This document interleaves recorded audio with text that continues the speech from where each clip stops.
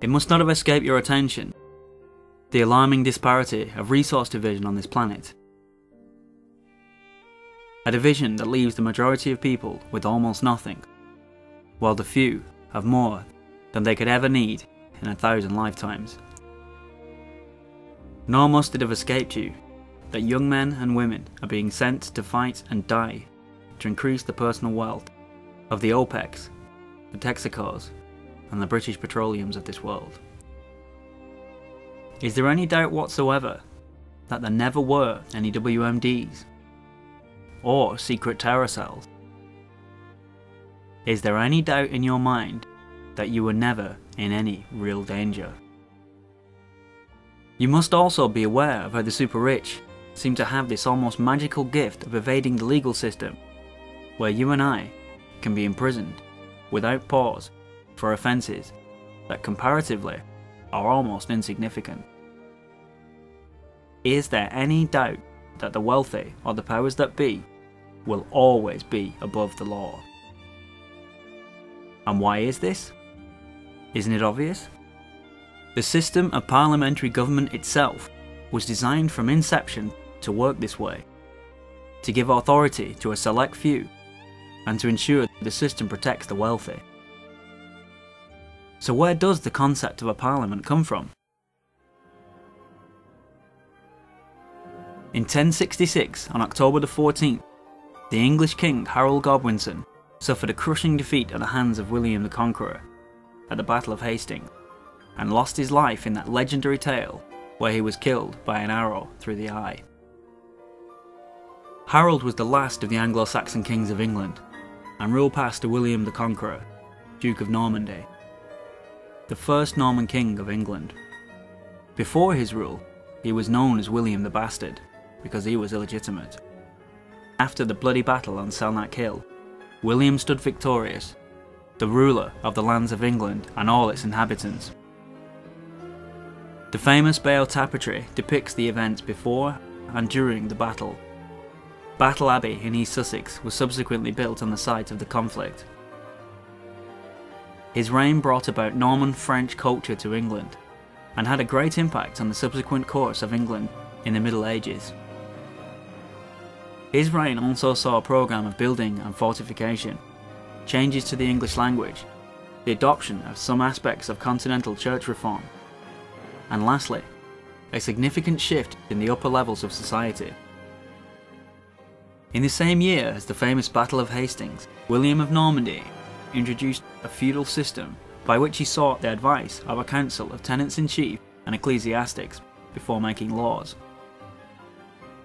Feudalism was a set of political and military customs in medieval Europe that flourished between the 9th and 15th centuries, which broadly defined was a system for ordering society around relationships derived from the holding of land in exchange for service or labour.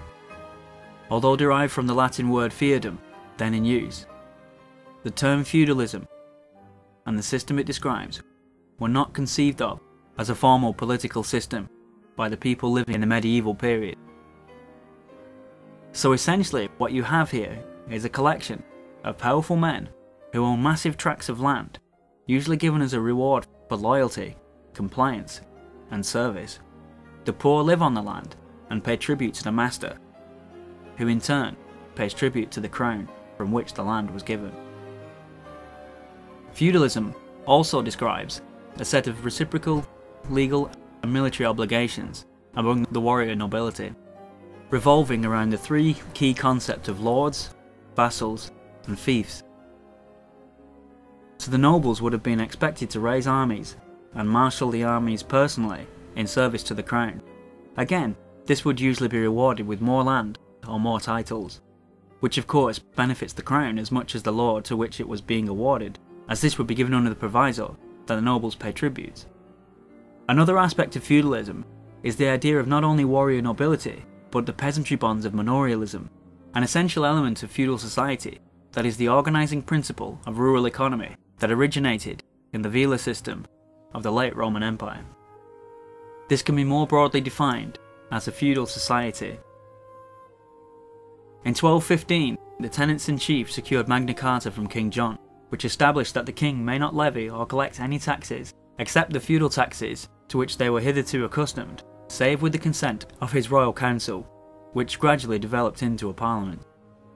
All this really meant was that if the king wanted to take actions, like going to war, or asking for more money than usual, he had to have the support of the nobles, specifically the nobles who were in the inner circle. Over the centuries, the English Parliament progressively limited the power of the English monarchy, which arguably culminated in the English Civil War and the trial and execution of Charles I in 1649. After the restoration of the monarchy under Charles II, the supremacy of Parliament was a settled principle that all future English and later British sovereigns were restricted to the role of constitutional monarchs with limited executive authority. So essentially what is happening here is a slow progression of power devolving from the crown to rich landowners. The establishment of the Parliament was never intended to give power to all. Far from it. It was simply a means of taking the power from the hands of one and putting it into the hands of a few rich enough to take the power and maintain order. Over the years, Parliament has been modified and changed. Alterations made, like the Union Act of 1707, where the English Parliament merged with the Parliament of Scotland to form the Parliament of Great Britain. When the Parliament of Ireland was abolished in 1801, its former members were merged into what is now called the Parliament of the United Kingdom. This makes the current Parliament of the United Kingdom one of the oldest legislative bodies in the world. Due to the history and the influence of the British Empire, the British Parliament has become referred to as the Westminster system, because the UK Parliament is located in the city of Westminster within Greater London. This system is arguably superior to any before. However, this system is still predicated at its core on the principle that those with money are those with the power, and those with the power are a select few, usually derived from nepotistic accord, endowed with their legacy wealth and dynastic influence.